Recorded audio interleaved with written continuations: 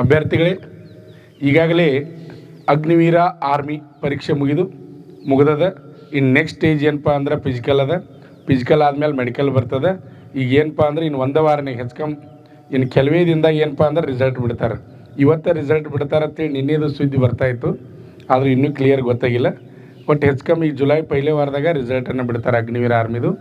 Result ಬಿಟ್ಟ ಮೇಲೆ ಭಾಳ ದಿನ ತೊಗೋದಿಲ್ಲ ರ್ಯಾಲಿಗೆ, 2 ತಿಂಗಳದು ಮಾತ್ರ ತೊಗೋತಾರೆ. ಬೆಂಗಳೂರು ಇಯಾರು, ಮಂಗಳೂರು ಇಯಾರು ಮತ್ತು ಬೆಳಗಾವಿ ಇಯಾರು, ಕರ್ನಾಟಕದಲ್ಲಿ 3 ಇಯಾರುಗಳದಾವೆ. 3 ಇಯಾರುಗಳಿಗೆ ಸಂಬಂಧಪಟ್ಟ ಹಾಗೆ ರ್ಯಾಲಿಯನ್ನು ಬೇರೆ ಬೇರೆ ನಡೆಸ್ತಾರೆ. ಫಿಸಿಕಲ್ ಆದಮೇಲೆ ನೆಕ್ಸ್ಟ್ ಬರೋದು ಏನಪ್ಪ ಅಂದ್ರೆ ಮೆಡಿಕಲ್. ಇವತ್ತು ನಾನು ಹೇಳ್ತಕ್ಕಂಥ ಸಬ್ಜೆಕ್ಟ್ ಏನಪ್ಪ ಅಂದ್ರೆ ಮೆಡಿಕಲ್ ವಿಷಯ ಮೇಲೆ ನಾನು ನಿಮ್ಗೆ ಹೇಳ್ತೀನಿ. ಫಿಸಿಕಲ್ ಪಾಸ್ ಆದಮೇಲೆ ಅವತ್ತು ಅವ್ರು ಹೇಳ್ತಾರೆ ರೀ, ಏನು ಹೇಳ್ತಾರೆ ಅಂದರೆ ನಾಳೆ ಬೆಳಗ್ಗೆ ನೀವು 5 ಗಂಟೆನೋ ಅಥವಾ 6 ಗಂಟೆನೋ ಟೈಮ್ ಕೊಡ್ತಾರೆ. ಬೆಳಗ್ಗೆ ಕೊಟ್ಟಾಗ ನೀವು ಮೆಡಿಕಲ್ ಕರೆಕ್ಟಾಗಿ ಟೈಮ್ ಹೋಗ್ಬೇಕಾಗ್ತದೆ. ಅದಕ್ಕಿಂತ ಮುಂಚೆ ಎಲ್ಲರಿಗೂ ನಿಮ್ಗೆ ಗೊತ್ತಿರಲಿ, ನಾವು ಫಿಸಿಕಲ್ ರ್ಯಾಲಿಗೆ ಅಟೆಂಡ್ ಆಗೋರ್ದೀವಿ ಅಂದರೆ ಒಂದು ವಾರ ಅಥವಾ 10 ದಿನ ಮುಂಚೆ ಕಿವಿ ತೊಳಸ್ಬೇಕು ರೀ. ಕಿವಿಯಾಗ ಸ್ವಲ್ಪ ಕೂಗನಿದ್ರು ಸಹಿತ ಮೆಡಿಕಲ್ ಅನ್ಪಿಟ್ ಮಾಡ್ತಾರೆ. ಎಲ್ಲರಿಗೂ ಗೊತ್ತಿರಲಿ ನಿಮಗೆ, ಕಿವಿಯಾಗ ಕೂಗನಿದ್ರು ಅನ್ಪಿಟ್ ಮಾಡ್ತಾರೆ. ಕಿವಿಯನ್ನು ತೊಳಸ್ಬೇಕು.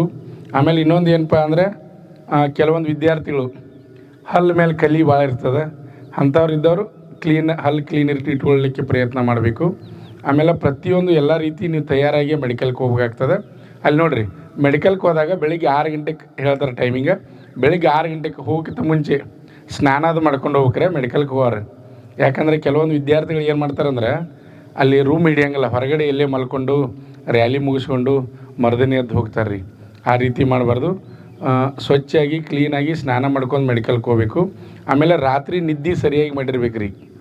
ಮೆಡಿಕಲ್ಗೆ ಹೋಗುವಾಗ ರಾತ್ರಿ ನಿದ್ದೆ ಸರಿಯಾಗಿ ಬಿಡಬೇಕು. ಅಂದರೆ ಕೆಲವೊಂದು ಹುಡುಗರು ಏನು ಮಾಡ್ತಾರೆ, ನಾ ಯಾಕೆ ಈ ಮಾತು ಹೇಳತ್ತೇನೆ ಅಂದರೆ, ಕೆಲವೊಂದು ಹುಡುಗರು ರೂಮ್ ಹಿಡಿಯಂಗಿಲ್ಲ ರ್ಯಾಲಿಗೆ ಹೋದಾಗ, ಹೊರಗೆ ಎಲ್ಲೋ ಮೈದಾನದಾಗ ಎಲ್ಲೇ ಮಲ್ಕೊಂಡು ಫಿಸಿಕಲ್ ಪಾಸ್ ಮಾಡಿಕೊಂಡು ಆಮೇಲೆ ಮೆಡಿಕಲ್ಗೆ ಹೋಗ್ತಿರ್ತಾರೆ. ಹಂಗೆ ನೇರವಾಗಿ ಹೋಗೋದ್ರಿಂದ ಅಲ್ಲಿ ಕೆಲವೊಂದು ಪ್ರಾಬ್ಲಮ್ಗಳು ಆಗ್ತಾವೆ ರೀ. ಅವು ಏನೇನು ಪ್ರಾಬ್ಲಮ್, ಹಾರ್ಟ್ ಬೀಟ್ ಸ್ಪೀಡ್ ಆದರೂ ಸಹಿತ ನಾವು ಮೆಡಿಕಲ್ ಅನ್ಫಿಟ್ ಆಗುವಂಥ ಚಾನ್ಸ್ ಇರ್ತದೆ. ನಮಗೆ ನಿದ್ದೆ ಸರಿಯಾಗಿ ಆಗಲಿಲ್ಲ ಅಂದರೆ ಹಾರ್ಟ್ ಬೀಟ್ ಆಟೋಮೆಟಿಕ್ ತಾನೇ ಸ್ಪೀಡ್ ಆಕತ್ತೆ ರೀ. ಅದು ಮೊದಲನೇದು ಗೊತ್ತಿರಬೇಕು. ಬೆಳಗ್ಗೆ 6 ಗಂಟೆಗೆ ಮೆಡಿಕಲ್ಗೆ ಹೋದ್ಮೇಲೆ ಫಸ್ಟ್ ಏನು ಮಾಡ್ತಾರಪ್ಪ ಅಂದರೆ 25 ಜನರದ್ದು ಒಂದೊಂದು ಬ್ಯಾಚ್ ಮಾಡ್ತಾರೆ. ನಿಮ್ಗೆಲ್ಲರಿಗೂ ಗೊತ್ತಿರಲಿ, 25 ಜನರದ್ದು ಒಂದೊಂದು ಬ್ಯಾಚ್ ಮಾಡ್ತಾರೆ ಮೆಡಿಕಲ್ನಾಗ.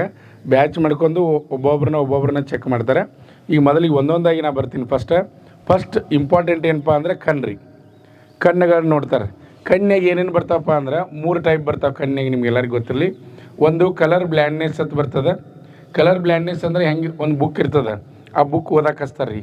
ಅದ್ರಾಗ ಅಂಕಿಗಳಿರ್ತಾವೆ 5, 10, 20, 25, 40 ಹಿಂಗೆ ಸಂಖ್ಯೆಗಳಿರ್ತಾವೆ. ಕಲರ್ ಬ್ಲ್ಯಾಂಡ್ನೆಸ್ ನಿಮ್ಮ ಮೊಬೈಲ್ನಾಗ ಹೊಡೆದು ನೋಡ್ರಿ ನಿಮ್ಗೆ ಗೊತ್ತಾಗ್ತದೆ ಕಲರ್ ಬ್ಲ್ಯಾಂಡ್ನೆಸ್ ಅಂದರೆ ಹೆಂಗಿರ್ತೈತೆ ಅನ್ನೋದು. ನಿಮ್ಮ ಮೊಬೈಲ್ನಾಗೂ ಹೊಡೆದು ನೋಡ್ಬೋದು. ಅಲ್ಲಿ ಸಂಖ್ಯೆಗಳು ಬರ್ತಾವೆ, ಆ ಸಂಖ್ಯೆಯನ್ನು ಓದಬೇಕಾಗ್ತದೆ. ಆಮೇಲೆ ಸ್ಟಾರ್ಟಿಂಗ ಫಿನಿಶಿಂಗ ಇರ್ತದೆ ರೀ.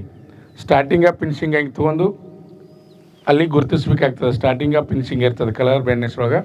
ಕೆಲವೊಂದು ಜನ ಅಲ್ಲಿಯೂ ಮೆಡಿಕಲ್ ಅನ್ಪಿಟ್ಟಾಕ್ರಿ ಕಲರ್ ಬ್ಲ್ಯಾಂಡ್ನೆಸ್ ಒಳಗೆ. ಅದಾದಮೇಲೆ ನೆಕ್ಸ್ಟ್ ಬರ್ತಕ್ಕಂಥದ್ದು ಏನಪ್ಪ ಅಂದರೆ ಕಣ್ಣೊಳಗೆ 6/6 6/9 ಚೆಕ್ ಮಾಡ್ತಾರೆ. ದೂರದೃಷ್ಟಿ ಮತ್ತು ಸಮೀಪ ದೃಷ್ಟಿಯನ್ನು ಚೆಕ್ ಮಾಡ್ತಾರೆ. ಅದನ್ನು ಚೆಕ್ ಮಾಡ್ಬೇಕಾದ್ರೆ ಯಾವ ರೀತಿ ಚೆಕ್ ಮಾಡ್ತಾರಪ್ಪ ಅಂದರೆ, ಒಂದು ಕಣ್ಣನ್ನು ಹಿಂಗೆ ಮುಚ್ಚಬೇಕು ರೀ. ಒಂದು ಕಣ್ಣು ಮುಚ್ಚಿ ಅಲ್ಲಿ ಮುಂದೆ ಅಕ್ಷರಗಳಿರ್ತಾವೆ, 10 ಅಥವಾ 12 ಫುಟ್ ಇರ್ತದೆ ಮುಂದೆ. ಅಲ್ಲಿ ABCD ಆಮೇಲೆ 1 2 3 ಹಾಕಿರ್ತಾರೆ. ಹಿಂಗೆ ಕಣ್ಣು ಮುಚ್ಚಿ ಒಂದೇ ಕಣ್ಲೇನೆ ಅಲ್ಲಿ ಅವ್ರಿಗೆ ತೋರಿಸ್ತಾರೆ ರೀ. ತೋರಿಸಿದಾಗ ಅಲ್ಲಿ ಆ ಸಂಖ್ಯೆ ಏನದ ಹೇಳಬೇಕು, 1 2 8 0 ಅದನ್ನು ಹೇಳಬೇಕು. ಆಮೇಲೆ ABCD ಇರ್ತಾವೆ, ABCD ಹೇಳಬೇಕು. ಆಮೇಲೆ ಈ ಕಣ್ಣು ಮುಗಿದ್ಮೇಲೆ ಮತ್ತೆ ಎಡಗಣ್ಣು ಮುಚ್ಚಿ ಬಲಗಣ್ಣಲ್ಲಿ ಓದಿಸ್ತಾರೆ ರೀ. 2 ಕಣ್ಣುಗಳನ್ನ ಚೆಕ್ ಮಾಡ್ತಾರೆ ರೀ. ಸಮೀಪ ದೃಷ್ಟಿ ಮತ್ತು ದೂರದೃಷ್ಟಿ ಚೆಕ್ ಮಾಡ್ತಾರೆ, ಕಲರ್ ಬ್ಲ್ಯಾಂಡ್ನೆಸ್ ಚೆಕ್ ಮಾಡ್ತಾರೆ. ಇದಾದಮೇಲೆ ನೆಕ್ಸ್ಟ್ ಬರ್ತಕ್ಕಂಥದ್ದು ಏನಪ್ಪ ಅಂದರೆ ಬ್ಯಾಲೆನ್ಸ್ ರೀ. ಬ್ಯಾಲೆನ್ಸ್ ಚೆಕ್ ಮಾಡ್ತಾರೆ ರೀ. ಬ್ಯಾಲೆನ್ಸ್ ಅಂದಾಗ ಒಂದು ಪೆನ್ ಹಿಡಿಬೋದು ಅಥವಾ ಬಟ್ಲೇನ ತೋರಿಸ್ಬೋದು. ಯಾವ ರೀತಿ ಬ್ಯಾಲೆನ್ಸ್ ಇರ್ತದಪ್ಪ ಅಂದರೆ, ಈ ತುದಿ ಬೆರಳನ್ನು ನೋಡಬೇಕು, ಬೇರೆ ಕಡೆ ಎಲ್ಲಿ ನೋಡಬಾರ್ದು. ತುದಿ ಬೆರಳನ್ನು ನೋಡಬೇಕು. ಕಣ್ಣಷ್ಟೇ, ಮುಖ ತಿರುಗಿಸ್ಬಾರ್ದು, ಕಣ್ಣಷ್ಟೇ ತಿರುಗಿಸ್ಬೇಕು. ಓಕೆ, ತುದಿಯಷ್ಟೇ ನೋಡ್ತಾ ಇರಬೇಕು. ತುದಿನೇ ಇರಬೇಕು, ತುದಿನೇ ಇರಬೇಕು, ಬೇರೆ ಕಡೆ ಎಲ್ಲಿ ನೋಡಬಾರ್ದು. Okay, good. ನೆಕ್ಸ್ಟ್ ಇಲ್ಲಿ ನೋಡಿರಿ, ಪೂರ ಈ ತುದಿ ಪಾಯಿಂಟನ್ನು ನೋಡಬೇಕು.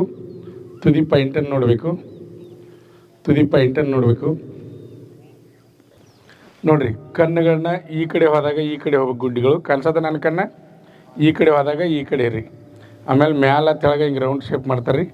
ತುದಿ ಅಲ್ಲೇ ನೋಡ್ತಾ ಇರ್ಬೇಕು, ನಾವು ಅಲ್ಲೇ ನೋಡ್ತಾ ಇರ್ಬೇಕು, ಬೇರೆ ಕಡೆ ಎಲ್ಲಿ ನೋಡಬಾರ್ದು, ಅಲ್ಲೇ ನೋಡ್ತಾ ಇರಬೇಕು. ಆಮೇಲೆ ಕಣ್ಣುಗಳು ಎರಡು ಗುಡ್ಡಿ ನೋಡಿರಿ. ಪೂರ ಪಾಯಿಂಟ್ ನಮ್ಮ ಲಕ್ಷ್ಯ ಎರಡು ಕಣ್ಣಿನ ಎಲ್ಲಿ ಇರ್ಬೇಕಂದ್ರೆ ಸೆಂಟ್ರ್ ಇಲ್ಲೇ ಇರ್ಬೇಕು ರೀ. ಇಲ್ಲೇ ಇದ್ದಾಗ ಕರೆಕ್ಟಾಗಿ ನೋಡಿರಿ.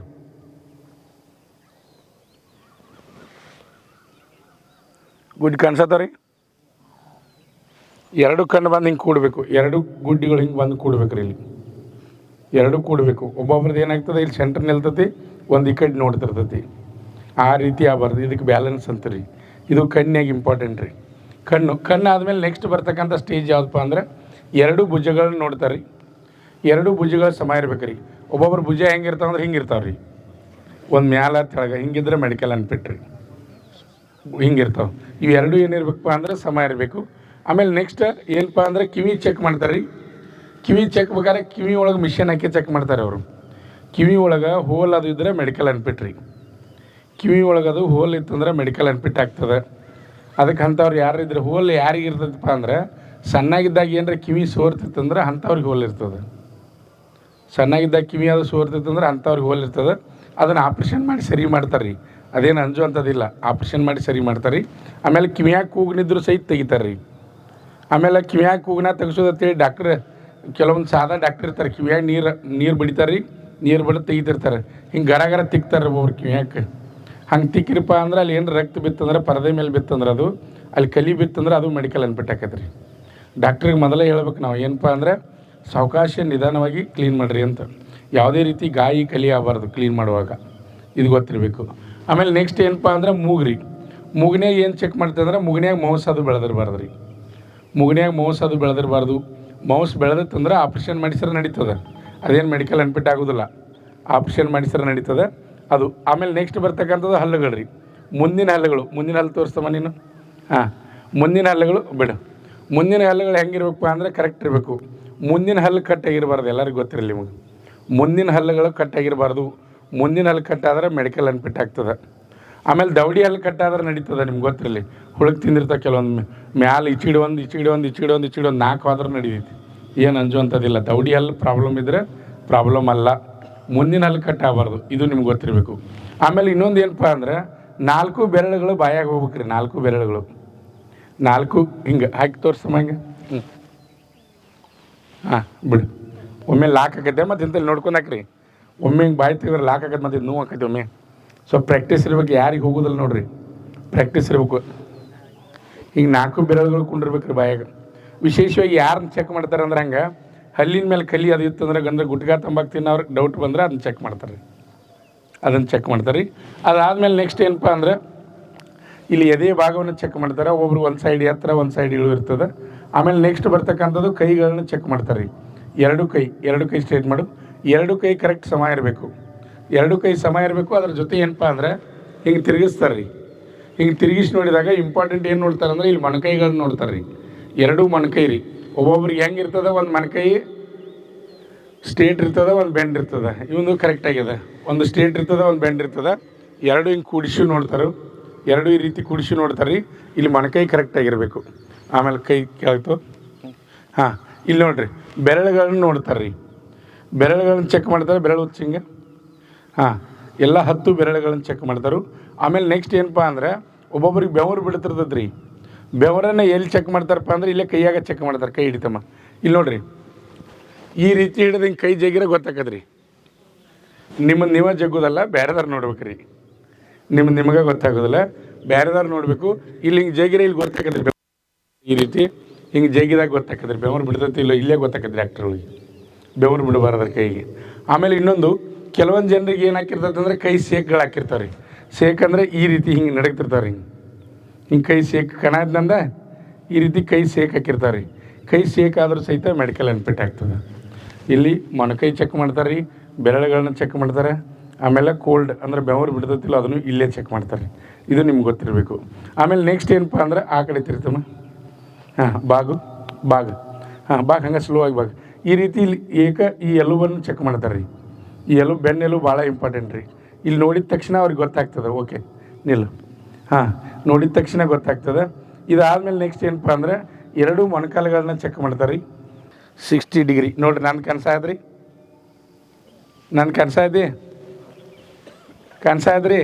60 ಡಿಗ್ರಿ ಮತ್ತು ಪೂರ ಹಿಂಗೆ ಕುಡಿಸಿದ್ರೆ ಎಲ್ಲರದು ಕುಡ್ತದೆ ರೀ. ನಾವು ನಿಲ್ಲುವಲ್ಲಿ ಕರೆಕ್ಟಾಗಿ ನಿಲ್ಬೇಕು. 60 ಡಿಗ್ರಿ, 90 ಅಲ್ಲ, 60 ಡಿಗ್ರಿ ನಿಲ್ಲಬೇಕು. ಅಲ್ಲಿ ಎಷ್ಟು ಇರಬೇಕಪ್ಪ ಅಂದ್ರೆ ಒಂದು ಸ್ಕೇಲ್ ಪಟ್ಟಿ ಅಟ್ಟ ಪಾಸ್ ಆಗ್ಬೇಕು ರೀ. ಹಿಂಗೆ ಸ್ಕೇಲ್ ಅಲ್ಲ, ಹಿಂಗೆ ಸ್ಕೇಲ್ ಪಾಸ್ ಆದ್ರೆ ಮುಗೀತು ಅಷ್ಟೇ ರೀ. ಆಮೇಲೆ ಪೂರ ಹಿಂಗೆ ಡೊಂಕು ಇರಬಾರ್ದು, ಮತ್ತು ಹೊರಗೂ ಇರಬಾರ್ದು. ಹೊರಗಿದ್ರೂ ಮೆಡಿಕಲ್ ಅನ್ಫಿಟ್ ಆಗ್ತದೆ. ಈ ಕಾಲು ಕೂಡ್ತಾವೆ, ಇದಕ್ಕೆ ಏನು ಮಾಡ್ಬೇಕಪ್ಪ ಅಂದ್ರೆ ಒಂದು ಪ್ಲಾವಡ್ ಪಳಿ ತೊಗೋಬೇಕು ರೀ. ಪ್ಲಾವಡ್ ಪಳಿ ಅಂದರೆ ಗೊತ್ತಾಗತ್ತಲ್ಲ ಎಲ್ಲರಿಗೆ. ಆ ಪಳಿ ತೊಗೊಂಡು ಅದಕ್ಕೆ ಅರಿವಿ ಸುತ್ತಬೇಕು ಮೆತ್ತಗೆ. ಅರಿವಿ ಸುತ್ತಿ ರಾತ್ರಿ ಮಲಗುವಾಗ ಏನು ಮಾಡ್ಬೇಕಪ್ಪ ಅಂದ್ರೆ ಇಲ್ಲಿ ಸೆಂಟ್ರ್ ಹಾಕಬೇಕು. ಸೆಂಟ್ರ್ ಕೆಳಗಿಂದ ಲುಂಗಿ ಸುತ್ಕೋತ ಬರ್ಬೋದು ರೀ. ಕೆಳಗಿಂದ ಲುಂಗಿ ಸುತ್ಕೋತ ಬರಬೇಕು. ಬಂದ ರಾತ್ರಿ ಪೂರ್ಣ ಹಂಗೆ ಮಕ್ಕೋಬೇಕು ರೀ.